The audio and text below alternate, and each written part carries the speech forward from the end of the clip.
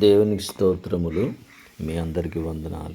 ఉదయకాలములో దేవుని వాక్యము విందాం. ప్రభువు నమ్మదగినవాడు, ఆయన మిమ్మును స్థిరపరిచి దుష్టత్వము నుండి కాపాడును.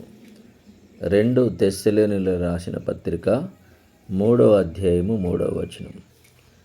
దేవుడు నమ్మదగినవాడు కనుక ఆయన మనలను ప్రేమిస్తున్నాడు.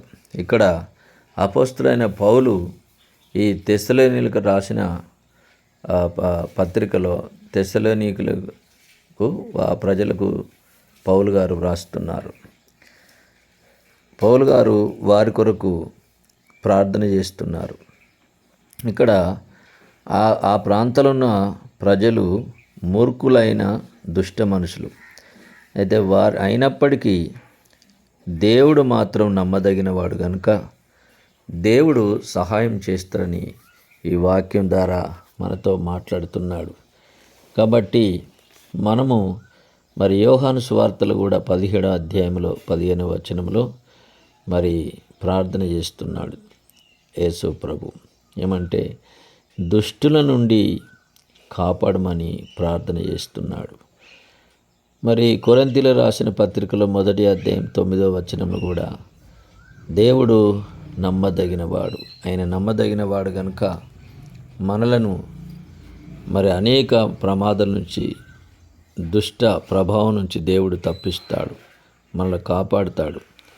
అనేక ప్రమాదం నుంచి దేవుడు తప్పిస్తాడు. కాబట్టి దేవునికి మనము లోబడి నడుచుకోవాలి. ఇక్కడ ఇంకా పేతురు రాసిన పత్రిక 2వ పత్రికలో కూడా 2వ అధ్యాయంలో 9వ వచనములు కూడా మాట్లాడుతున్నాడు.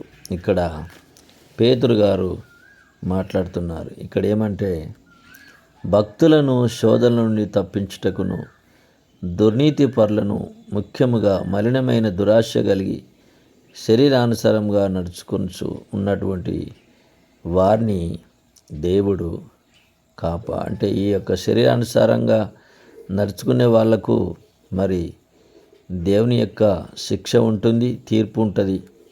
అయితే మరి దేవుడు మాత్రం నమ్మదగినవాడు కనుక మనము ప్రార్థన చేయాలి. దేవుడు మనకు సహాయం చేస్తాడు.